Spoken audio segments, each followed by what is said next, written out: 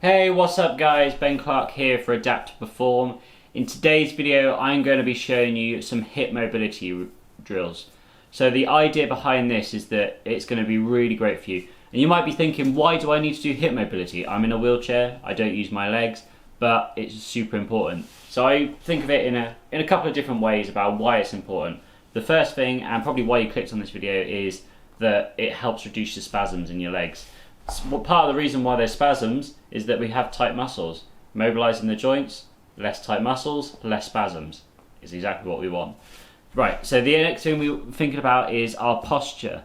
So when you might think like, oh, but my hips aren't affecting my posture, you know, it's my lower back that hurts or something like that, or it's my lower back that's not got the correct postural alignment. But the thing is with it is that our muscles all work together in lots of different ways, and it's sort of like, if one thing's hurting, it's because it's doing a job for another thing that isn't quite right.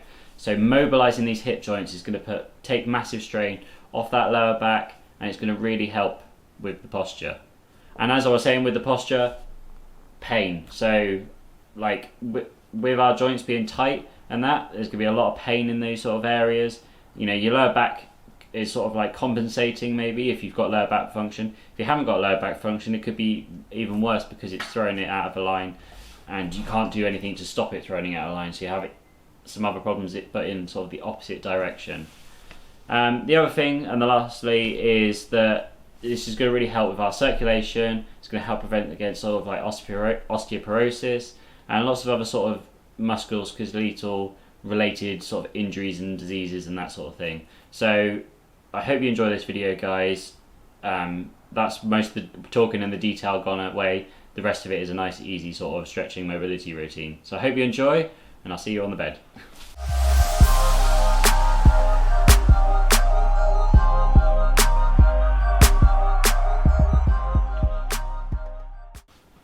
Alright then guys, so I'm on the bed, bit of a precarious position, but I think it's a good place so I can sit up enough to explain what we're going to be doing. So the idea behind the first bit is that we're going to really mobilise this joint and try and get some synovial fluid into the hip joint and try and get that blood pumping, so there's blood, you know, flushing out this old blood that's got like lactate and all that in it, and bringing it out and putting it, you know, fresh new oxygenated blood into the area, which is going to do wonders for the circulation of our lower legs.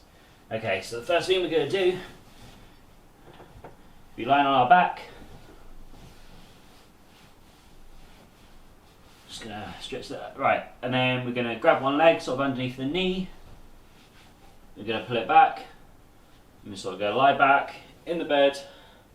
As I said, I am doing this in my bed, but feel free to do this on the floor or on the sofa or wherever you need to, but I feel like having more space is a bit more beneficial. So what we're just gonna do is pull it up and then down. So there's quite a lot of, so just trying to get some movement in that area. Just gonna do 10 of these. So that's 4, 5, 6, 7, 8, 9, 10. And once you've done 10, you're going to do 10 circles with it. So you're going to go around. Then we're going to do clockwise first. So 2, 3, 4, 5, 6, 7, 8, 9, and last one 10, and then we're going to go the other way with it. I find this way a little bit harder to control. That's 3. As I said, this is really going to be great for adding that circulation, you know, getting new oxygenated blood into the limb, into these lower parts of our body, because, you know, we're not doing it day to day in our wheelchair, so we need to really do it, you know, when we're not in it, and we can do it. Right, putting that one back down. I'm going to grab the other leg.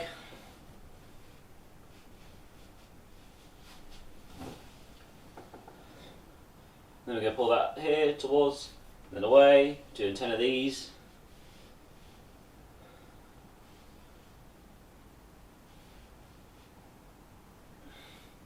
Good. Keep that movement going. Go as far as you can with it, but don't go to a point where you feel like you might hurt yourself on it. There's 4 more. 3, 2, and 1, and then circulate round. This is one of my favourite ones, these circles, just because it feels like I can feel the hip opening up and getting a lot more flexible and a lot more mobile on every single rotation I do, which is exactly what we want. If you can't do this yourself, I will say this is possible to do with someone else. Just make sure that they don't push your body too far. Change direction. So make sure they don't push you too far and get your hip in a position that it's not used to, or it can't get to without tearing the muscle. So just be aware of that. Start small if you've never done it before. Gradually increase over the days you do it. So yeah, mobilizing that hip joint. That's good. And then, so the next one we're going to do, we're going to go onto our fronts.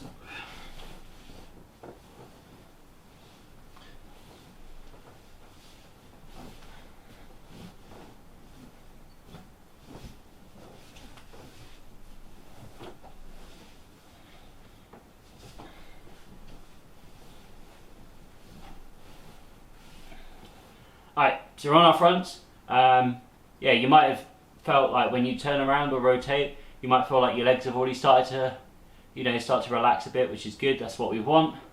Nice relaxed legs. And it all comes from the hips, surprisingly. You wouldn't think it, but it does. It's all connected. Alright, so next one we're going to do, I'm going to show you the sort of beginner version first, and then I'm going to show you the intermediate version of this sort of one. So we go on our elbows like this, slight stretch here, and we're just going to sort of rock one shoulder forwards and then the other one forwards. You might notice, I'll turn on the side a bit so you can see it, that when I do it, my hips are rotating side to side and they're rocking, which is exactly what we want. So it's rocking those hips. All that's doing is just increasing that blood flow a bit more. It's a bit more of a vigorous movement, but it's less stretch and strain on the joint. So it's really good for the blood flow especially. So just going backwards and forwards. So I control it from my shoulders up here and it wobbles that. The other great thing is that it's mobilising that lower back, and we're not mobilising our lower back on a daily basis. This is really great for it. Right, so I'll show you a slightly advanced version. I'll stay in this position. Going to go up. It's a bit more of a stretch here, and we're going to go back and forth like this. And you can see there's a hell of a lot more rocking in the hips there. It's just getting it there. So you might want to start with that beginner version and then move on to the intermediate version if you feel comfortable with it. Or maybe start, do the beginner version over the first couple of weeks you do it, and then move on, maybe go from here, a little bit. It's a harder position to stay in. I prefer this locked out. Just going back and forth, good. Right, so your hips are nice and mobilised there with that one. Right, so then the next bit we're going to be doing is we're going to be going up onto our knees. So I always recommend you either have a board behind you, or if you have somebody with you, they can hold your feet, and we're going to lift ourselves up in it. So this one is quite difficult to get into, but you could perhaps do it with a partner. They can stand over you and hold you up. I'll cover that in another video if necessary. So basically we're going to put our feet right against the headboard, or whatever you've got there. Just going to come in the centre a bit. I recommend you have plenty of space either side. So yeah, just get into the middle there. And what we're going to do, we're going to go up into this position, pushing our feet right the way in, and then that should help us get up onto our knees. And then from there, we're in sort of a crawling position here. And what we're going to do, we're going to sort of rotate our hips around, just like that, rotating it around.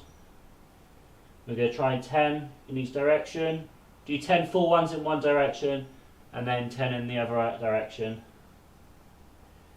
Just so we're not skipping out a slight bit of it, each one. So yeah, try and get the biggest range of circles you can. You might find, when you start doing this, you might only be able to go like, a tiny radius. But we want to go really big. Oh, tipping over. Just be aware that this will throw you off balance, and you probably will fall over. That's okay. That's why we want the space either side so we don't fall off the bed. Right, change direction. Sometimes I put my head on the bed like so, and that helps with the stabilisation. And I can sort of see as well in this position, I can see down, and I can see how much the hips are moving. Cool, that's good. So we come back down, just to relax. Oh, that's the great thing about being in bed, you can just sort of flop and you're alright. Oh.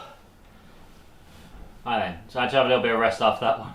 My arms are getting a bit tired, so what we're going to do, we're going to sort of go back, same position, but what we're going to do is keep going, and we're going to sit on our feet. So with this one, just make sure your feet aren't crossed because it can happen when we roll onto one side or the other. And we're going to go up, and then you're going to slowly do this, okay? I will say make sure you do it slowly. You don't want to cause any tears, but because of the way that we're doing this, it shouldn't be too bad. We're not extending at the hip, so it's only sort of like the underneath muscles. Don't worry about it too much. But I will say just go slowly. So lift up. Oh, not quite at the back here. Lifting up, and we're going to go slowly down. Gradually, gradually, gradually. You might hear some clicks in your knees especially. I wouldn't worry about that too much. That's normally just air releasing. Good. So we're in this position now. I feel that's a really nice position just to sit in and just do some breathing and just let that muscle sort of relax into the position. It might sort of like spasm a little bit to begin with. Just sit, breathe through it and let it subside, and then it's good.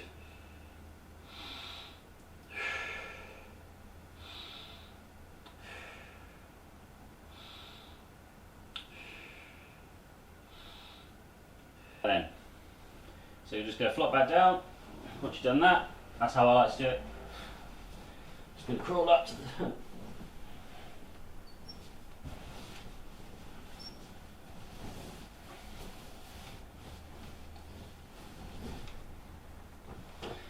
Alright then guys, so that was my little hip mobility routine. I really feel like this really helps with my spasms on a day-to-day basis.